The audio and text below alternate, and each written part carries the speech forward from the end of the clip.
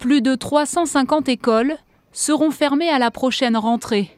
Emmanuel Macron avait pourtant promis le contraire en avril dernier, affirmant qu'aucune école ne fermerait sans l'accord du maire. Parmi les établissements contraints de fermer, 150 le seront sur décision de l'Éducation nationale et 250 par les élus locaux dans le cadre de projets de fusion et regroupement d'écoles. Le problème, d'après Françoise Laborde, c'est que les maires n'ont souvent pas d'autre choix, faute de moyens pour maintenir leur école ouverte. La sénatrice y voit une atteinte de plus au monde rural. Il est évident que ça revient moins cher aux communautés de communes, donc aux communes, bien sûr, par ricochet, de se regrouper. Et elles se regroupent parce qu'elles ont moins de dotation, parce que ça revient moins cher de ne chauffer qu'un bâtiment, de faire du ménage que dans un bâtiment. Enfin, il faut être pragmatique. Par contre, le maire fait un choix d'importance.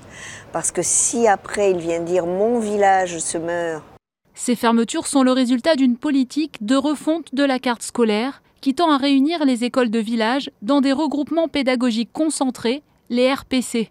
À cause de la baisse des effectifs, selon la sénatrice Céline Brulin, et du dédoublement des classes de CP-CE1 en REP à quasi moyen constant. Si on n'ouvre pas de poste, on risque pas de pouvoir répondre à la fois aux besoins de dédoublement dans les CP, les CE1 en REP et REP+, mais aussi tous les autres besoins, parce que c'est aujourd'hui ça le problème, c'est qu'on a l'impression qu'on déshabille Pierre pour habiller Paul, et ça n'est pas acceptable. L'école dans la République doit être garante d'égalité entre les territoires.